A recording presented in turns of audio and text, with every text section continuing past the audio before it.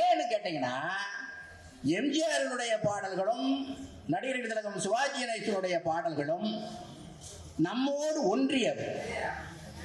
சமூகத்தில் சமூக சிக்கல்களை வெளிக்கொணர்ந்த பாடல்களை இவர்கள் வாய் செய்ததனாலதான் இந்த பாடல்களை பெரும்பான்மை மக்களிடம் சென்று சேர்ந்தது. ஒரு எடுத்துக்காட்டு சொல்றேனே, உறவு சிக்கல் இருக்கு இல்ல, அண்ணன் தம்பிக்குள்ள தகராறு. இப்போ அண்ணன் தம்பிக்குள்ள தகராறுனா எல்லாம் எந்த தகராறு எதன் அடிப்படையில் வரும்? பணத்தினுடைய அடிப்படையில் தான் வரும் இல்லையா? இருந்தா ஒண்ணு இல்லாட்ட ஒண்ணு இல்லையா?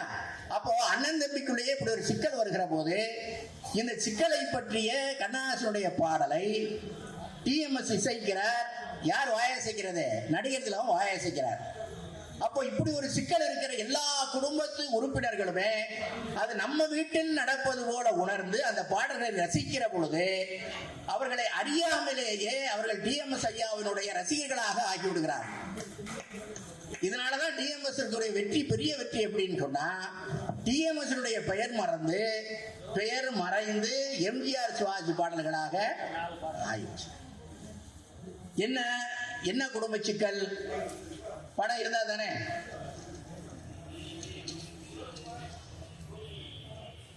பணம் இருக்கிற போது எல்லா உறவினர்களும் வருவாங்க, இல்லாத போது பணத்தின் மீதுதான் பக்தி என்ற பின் பந்த பாசமே படைக்கும் அனைத்தும் யாவரும் அண்ணன் தம்பிகள் ஆரடா, அண்ணன் தம்பிகள் ஆரடா.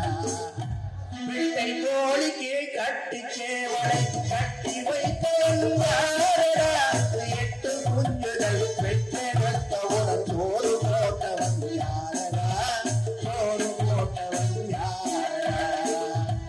வளர்ந்த குஞ்சுகள் பிரிந்த போதிலும் வருந்தவில்லையே தாயடா, மனித ஜாதியில் துயரம் யாவுமே மனதினால் வந்த நோயடா, மனதினால் வந்த நோயடா.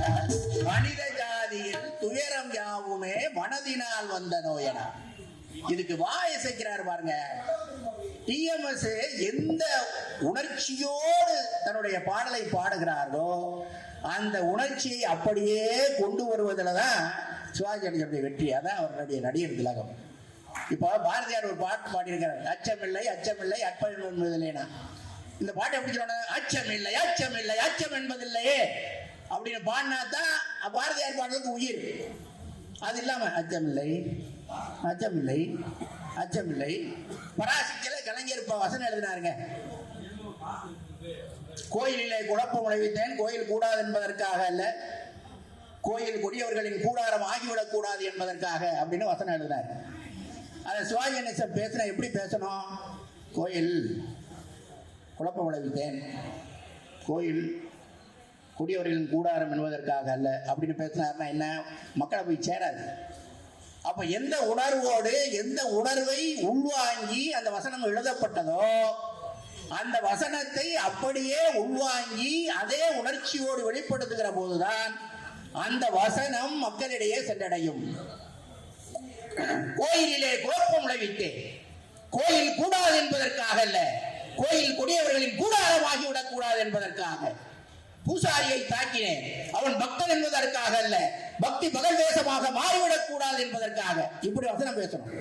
இதே மாதிரிதான் ஒரு பாட்டை பாடுகிற பொழுது டிஎம்எஸ் ஐயா என்ன செய்வார்னா, அந்த உணர்வை தனதாக்கி கொண்டு அந்த உணர்வுகளை அப்படியே வெளிப்படுத்துகிறார். எப்படி? மிகச்சிறப்பாக வெளிப்படுத்துகிறார். கணவன் மனைவிக்கிற அந்த ஆழத்தை சொல்லுகிற போது கூட, உன் கண்ணில் நீர் வழிந்தால் என் நெஞ்சில் உயிரம் கொட்டுதடி, உன் கண்ணில் நீர் வழிந்தால் என் நெஞ்சில் உதிரம் கொட்டுதடி, என் கண்ணின் பாவை என்றோ கண்ணம்மா என் உயிர் நின்னதென்றோ, கண்ணில் நீர் வழிந்தால் என் நெஞ்சில் உதிரம் கொட்டுதடி. காட்சியை பார்த்துக்கிட்டு இருக்கிற ரசிகர்கள் இருக்கிறாங்க பாருங்க. அந்த பத்மினியுடைய நடிப்பும் அந்த சிவாஜி கணேசனுடைய நடிப்பும் அதாவது ஒரு மிகச்சிறந்த அந்யோன்யமான அந்த கணவன் மனைவிக்கிடையே இருக்கிற அந்த உணர்ச்சி, அந்த புலம்பு அப்படியே வெளிப்படுகிற போது டிஎம்எஸ்ஐனுடைய குரல் எப்படி வருது? பேருக்கு பிள்ளை உண்டு, பேசும் பேச்சுக்கு சொந்தம் உண்டு. பேருக்கு பிள்ளை உண்டு, பேசும் பேச்சுக்கு சொந்தம் உண்டு. என் தேவையை யார் அறிவார், என் தேவையை யார் அறிவார். அப்ப அந்த பத்மினியோட அந்த முகத்தை பார்க்கணுமே. யாரை சொல்ல போறாரு? யாரையாவது சொல்ல போறாரா? நம்ம இல்லையோ என்கிற அச்சம் கலந்த ஒரு முகபாவம் அந்த பத்மினி முகத்துல வரும். என் தேவையை யார் அறிவார், உன்னை போன்றே அறிவோம். உன் கண்ணில் நீர் வழிந்தால் என் நெஞ்சில் உதிரம் கொட்டுதடி. முடிச்சிடலாமா? ஒரே ஒரு காதல் பாட்டு, ஒரே ஒரு பாட்டு உங்களுக்கு பிடிச்ச பாட்டு. சரி, காதல் பாட்டு பாடு. கம்பன் கண்ட சீதை உந்தன் தாயல்லவா, காளிதாசன் சகுந்தலை உஞ்சே அல்லவா. கம்பன் கண்ட சீதை உந்தன் தாயல்லவா, காளிதாசன் சகுந்தலை உஞ்சே அல்லவா. அம்பிகாவதி அழைத்தான் அமராவதி, மஞ்சள் அமராவதி. சென்ற பின்பு பாவலர்க்கு நீயேகதி என்னும் நீயேகதி. எம்ஜிஆர் பாட்டு பாடணுமா? நல்லா. காலையில் மலரும் தாமரை பூ, அன்னை கருக்களில் மலரும் மல்லிகை பூ, இரவில் மலரும் அல்லிப்பூ, அவள் என்றும் மணக்கும் முல்லை பூ. கட்டி தங்கம் வெட்டி எடுத்து காதல் என்னும் சாறு புரிந்து தட்டி தட்டி வித்திகள் செய்த உருவமடா. அவள் தல தல வெட்டு அதும் விழிக்கும் அருமவடா. ஆகவே தொகுடுவா மீனாட்சி ஐயங்கார் சவுந்தரராஜன். துகுளுவா மீனாட்சி ஐயங்கார் சவுந்தரராஜன் அவர்களினுடைய 100ஆண்டு விழா இந்த வருஷம் மட்டும் இல்லைங்க, இந்த யுகம் இருக்கிற வரைக்கும் அவருடைய புகழ் இருக்கு. ஏன்னு கேட்டீங்கன்னா, அப்படி ஒரு குரல் முன்னாடியும் கிடையாது, பின்னாடியும் கிடையாதுங்க. இதில் என்ன ஒரு சிறப்பு அப்படின்னா, தாய்மொழி தமிழ் இல்லை, ஆனால் அவருடைய உச்சரிப்பு, தமிழ் பேராசிரியர்கள் கூட அப்படி உச்சரிக்க மாட்டாங்க. அந்த சிறப்பு நகரத்தை மிகச்சிறப்பாக உச்சரிக்கிற ஒரே பாடகர் திரைப்படத்துறையில டிஎம்எஸ்ஐ தவிர வேறு யாரும் இல்லை. மிகச்சிறந்த முருக பக்தர். இன்னும் முருகனுடைய திருவடிகளே தான் அவருடைய இருக்கும் நான் நினைச்சிட்டு இருக்கேன். எங்கு போனாலும் முருகன் பாட்டதான் பாடிக்கிட்டே இருப்பார். அப்படிப்பட்ட அந்த மகானுடைய அந்த 100ஆண்டு விழா சிறப்பு நிகழ்ச்சியில் எங்களையெல்லாம் அழைத்து இந்த பெருமையையும் சிறப்பையும் நல்கிய ஐயா சுப்பிரமணியன் அவர்களுக்கு எவ்வளவு நன்றி சொன்னாலும் போதும். அந்த வகையில் இருந்து கேட்ட அத்துணை வரைக்கும் நன்றி சொல்லி காலத்தின் அருமை கூறி இந்த அளவில் என்னுடைய உரையை நிறைவு செய்து நன்றி கூறி விடைபெறுகிறேன். நன்றி, வணக்கம். அடுத்தடுத்து வரக்கூடியவங்களுக்கு ஒரு 10 அல்லது 12 நிமிடம் தான் தரப்போறேன். அடுத்து பிற நடிகர்களுக்காக பாடிய பாடல்களே டிஎம்எஸ் உடைய பாடிய பாடல் மக்கள் மனத்தை கவர்ந்தது என்று பாட இருப்பவர் பேராசிரியர் தெய்வ திருவடியை சேர்ந்த தாக்கு சுப்பிரமணியன் என்பவருடைய சகோதரர் தாக்கு சவுந்தரராஜன் அவர்கள் இப்பொழுது பிற நடிகர்களுக்காக பாடிய பாடல்களே என்று பாடி பேச இருக்கின்றார். இன்ப விநாயகனே, இன்ப விநாயகனே, நின் எழில் மலர் பாதம் பணிந்தேனே. இன்ப விநாயகனே, அன்பவர் சோலையில் அமர்ந்திடும் அரசே,